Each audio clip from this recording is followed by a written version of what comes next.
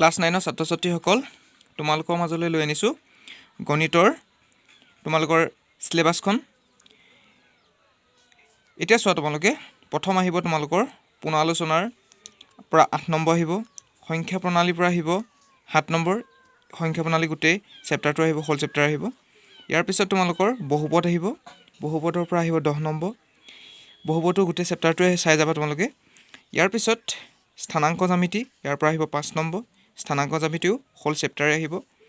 ইয়াৰ পিছত আমি চাব লাগিব দুটা চলকত ৰৈখিক সমীকৰণ, ইয়াৰ পৰা আহিব 7 নম্বৰ, ইয়াৰ 4.1 পৰা 4.3 লৈকে চাই গ'লে তোমালোকৰ হৈ যাব। ইয়াৰ পিছত 5 নম্বৰ চেপ্টাৰ নাহে তোমালোকৰ, 6 নম্বৰ আহিব পাৰে 6.1, 6.2 আৰু 6.3। এতিয়া আমি 7 নম্বৰ চেপ্টাৰলৈ গৈছোঁ। 7 নম্বৰত আহিব ত্ৰিভুজৰ 7.1, 7.2 আৰু 7.3। চতুৰ্ভুজটো নাহে তোমালোকৰ। সামান্তৰিক আৰু ত্ৰিভুজৰ কালি আহিব, ইয়াত থাকিব 6 নম্বৰ, ইয়াত তোমাৰ 9.1 পৰা 9.3 লৈকে আহিব। ইয়াৰ পিছত আহিলে বৃত্ত, বৃত্তৰ পৰা আহিব তোমালোকৰ 8 নম্বৰ, 10.1 পৰা 10.3 লৈকে তোমালোকৰ আহিব।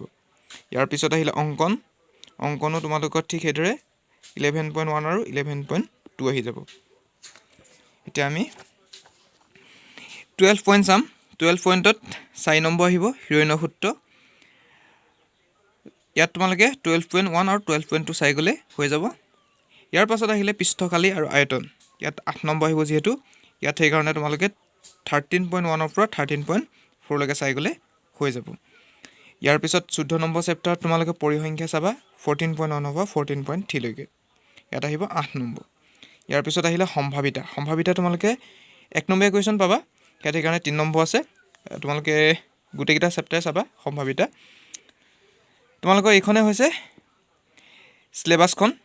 এতিয়া মই তোমালোকক এই সিলেবাস অনুসৰি তোমালোকৰ পৰীক্ষাৰ কাৰণে ইম্পৰ্টেণ্ট কুৱেশ্যনসমূহ বাছি দিম। গতিকে তোমালোকে মোৰ এই চেনেলটো ছাবস্ক্ৰাইব কৰি ল'বা আৰু তোমালোকৰ বন্ধুবৰ্গৰ মাজত শ্বেয়াৰ কৰি ল'বা, যিহেতু তোমালোকৰ পষ্টপন হোৱা পৰীক্ষা আকৌ অনুষ্ঠিত হ'ব। আজিলৈ তোমালোকক ইয়াতে এৰিছোঁ। পৰৱৰ্তী সময়ত তোমালোকক পুনৰ আলোচনাৰ বা ৰিভিজন চেপ্টাৰৰ পৰা আৰম্ভ কৰিম।